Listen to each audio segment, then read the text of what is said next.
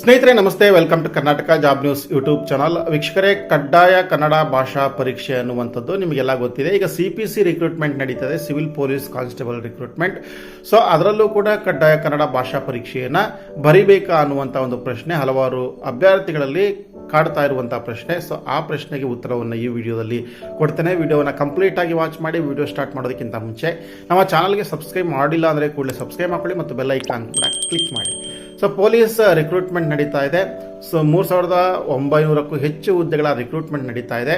So application ಹಾಕುವಂಥ ಸಂದರ್ಭದಲ್ಲಿ ಈ ಕಡ್ಡಾಯ ಕನ್ನಡ ಭಾಷಾ ಪರೀಕ್ಷೆಯ ಕುರಿತಾಗಿ ಒಂದು ಉಲ್ಲೇಖ ಇರುವಂಥದ್ದು. ಅದನ್ನು ನೀವು ಬರೀತೀರಾ ಅಥವಾ ಬೇಡವಾ ಅಥವಾ ವಿನಾಯಿತಿ ಪಡಿಬೇಕಾ ಅಂತೇಳಿ ಒಂದು ಕ್ವಶನ್ ಇರುತ್ತೆ. ಅದನ್ನು ಎಸ್ ಆರ್ ನೋ ಅಂತ ಟಿಕ್ ಮಾಡಬೇಕಾಗುತ್ತೆ.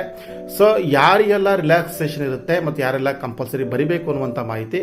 ಇಲ್ಲಿ ಕನ್ನಡ ಭಾಷಾ ಪರೀಕ್ಷೆ ಕಡ್ಡಾಯನ ಅಂತೇಳಿ ಎಲ್ಲ ನೇಮಕಾತಿಗಳಲ್ಲೂ ಕೂಡ ಇಂಥ ಒಂದು ಪರೀಕ್ಷೆ ಇಟ್ಟಿರ್ತಾರೆ. ಕರ್ನಾಟಕ ಪರೀಕ್ಷಾ ಪ್ರಾಧಿಕಾರ ಇರ್ಬೋದು, KPSC ಇರ್ಬೋದು, ನಡೆಸುವಂಥ ಯಾವುದೇ ಪರೀಕ್ಷೆಗಳಲ್ಲಿ ಅಥವಾ ಯಾವುದೇ ರಿಕ್ರೂಟ್ಮೆಂಟ್ಗಳಲ್ಲಿ ಈ ಒಂದು ಕನ್ನಡ ಅನ್ನುವಂಥದ್ದು ಕಡ್ಡಾಯವಾಗಿರುತ್ತೆ. ಅರ್ಹತೆಯನ್ನು ಪಡೆಯುವಂಥದ್ದು ಕಡ್ಡಾಯವಾಗಿರುತ್ತೆ ಅಂತೇಳಿ. ಆದರೆ ಎರಡನೇ ಪ್ರಶ್ನೆ ಇದೆ, ಯಾರಿಗೆ ಕನ್ನಡ ಪರೀಕ್ಷೆ ಬರಿಬೇಕು ಅನ್ನುವಂಥದ್ದು, ಯಾರೆಲ್ಲ ಕನ್ನಡ ಪರೀಕ್ಷೆಯನ್ನು ಬರಿಬೇಕು ಅಂತ.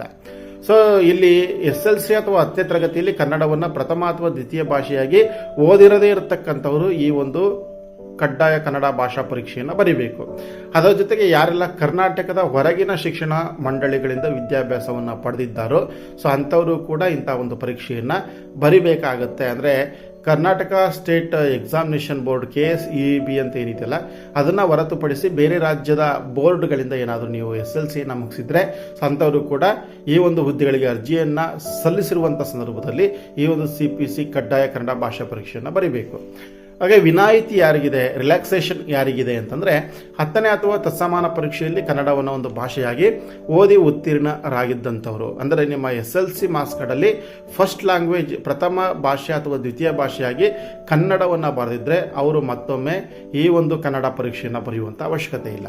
ಹಾಗೆ ಸರ್ಕಾರ ನಿಗದಿಪಡಿಸಿರುವಂಥ ಕನ್ನಡ ಭಾಷಾ ಅರ್ಹತೆಯನ್ನು ಈಗಾಗಲೇ ಹೊಂದಿದ್ರೆ ಸೊ ಅಂಥವರು ಕೂಡ ಇಂಥ ಒಂದು ಕಡ್ಡಾಯ ಕನ್ನಡ ಭಾಷಾ ಪರೀಕ್ಷೆಯನ್ನು ಮತ್ತೆ ಬರೆಯುವಂಥ ಅವಶ್ಯಕತೆ ಇಲ್ಲ.